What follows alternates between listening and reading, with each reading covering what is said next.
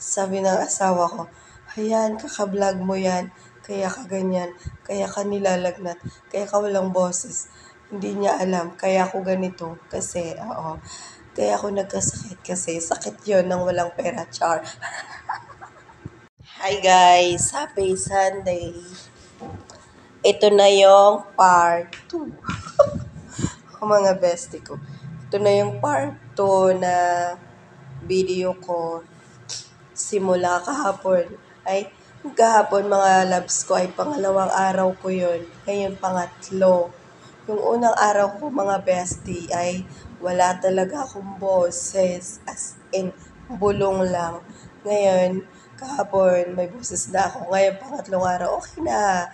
May boses na talaga ako. Ayan. So ngayon mga bestie ko, share ko lang. Sabi ng asawa ko, "Ayan, kaka-vlog mo yan, kaya ka ganyan, kaya ka nilalagnat, kaya ka walang boses." Hindi niya alam, kaya ako ganito kasi, kaya ako nagkasakit kasi sakit yon ng walang pera, char. Mga bestie ko ngayon, okay na ako. Pipilitin ko maging pipilitin ko magsimba kasi palaspas day ngayon, mga bestie ko. Sabi ko kanina magsisimba ako, pero hindi ko kinaya kanina kasi masakit ang ulo ko. Sumasakit pa. Yun yung mga bestie ko, share ko lang, no. Itong migraine ko, noon pa to dalaga pa ako nito Yung masakit talaga na masakit, yung kalahati, yung right side nito ay pag sumasakit is masakit talaga na masakit. Yung hindi mo kakayanin kapag hindi ka iidlip or hindi ka iinom ng gamot. Pero minsan mga bestie ko kinakaya ko yung sakit. Basta yun na yun. Tapos pag sumakit naman dito sa left side dito, ay hindi gano. Itong right side lang talaga. Kapag sumasakit kasama yung mata na masakit.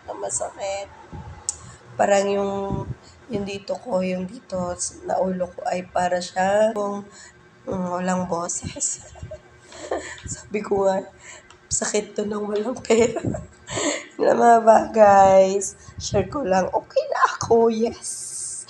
Praise God. Happy Sunday. Okay na ako. May boses na ako. Bukas pang 4 days ko. Sana okay na talaga. Magsisimba ako ngayon. Happy Sunday. Pero kahit masakit ang ulo ko, pipilitin ko talaga mga bestie magsimba. Pero kung hindi man ako makasimba, dito na lang ako sa bahay magdadasal.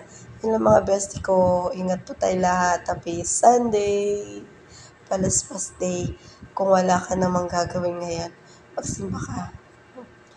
Thank you so much for watching guys. Happy Sunday.